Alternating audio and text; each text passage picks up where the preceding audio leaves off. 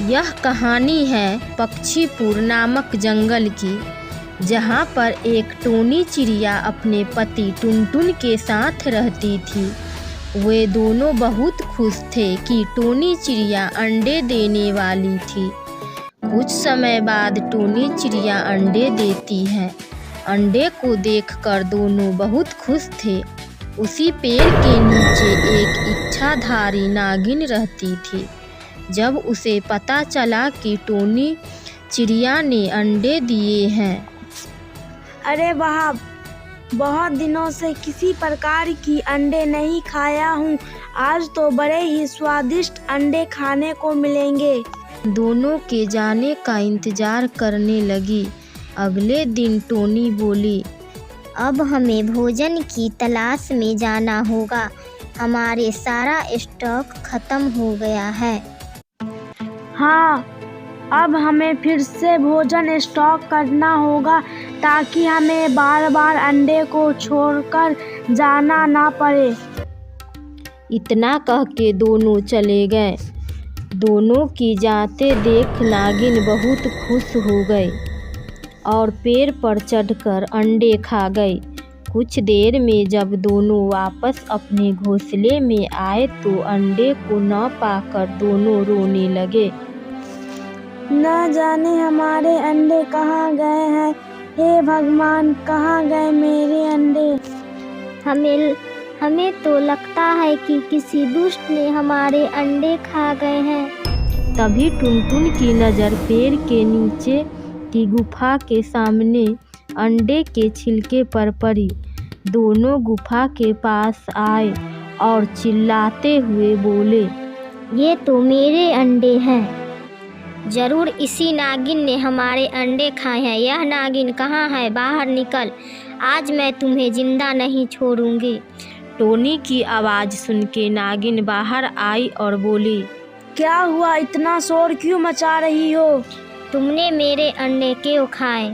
अरे इसमें इतना शोर मचाने की क्या जरूरत है? भूख लगी हुई थी तो खा गए। अब जाओ यहाँ से, वरना तुम दोनों को भी खा जाऊंगी। इतना कह के मुंह से आग फेंकने लगी। टोनी और टुनटुन वहां से अपनी जान बचा के पेड़ पर बैठकर नागिन से बदला लेने के बारे में सोचने लगे। तभी वहां पर कठफोड़वा आ गया। क्या हुआ? तुम दोनों इतने चिंतित क्यों हो? टोनी और टुनटुन ने सारी बात बताई। तो ये बात है, हमारे पास एक योजना है, तुम लोग ध्यान से सुनो।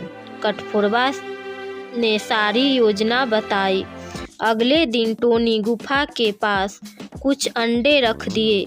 नागिन जब अंडे देखा तो वह अंडे के पास आई और अंडे को खा गई। अंडे गूंद के बने हुए थे, इसीलिए नागिन के दोनों होंठ सट गए, जिससे नागिन कुछ बोल नहीं पा रही थी।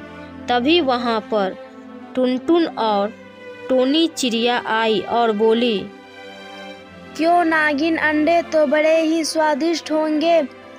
मजा आया ना खाके?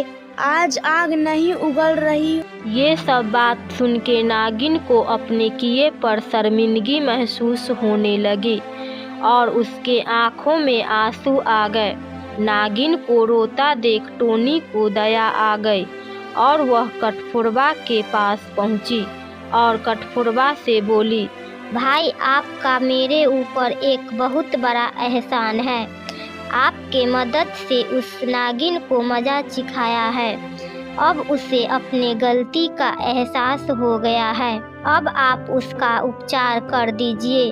कठफोड़वा टोनी के साथ जाके नागिन का उपचार कर दिया।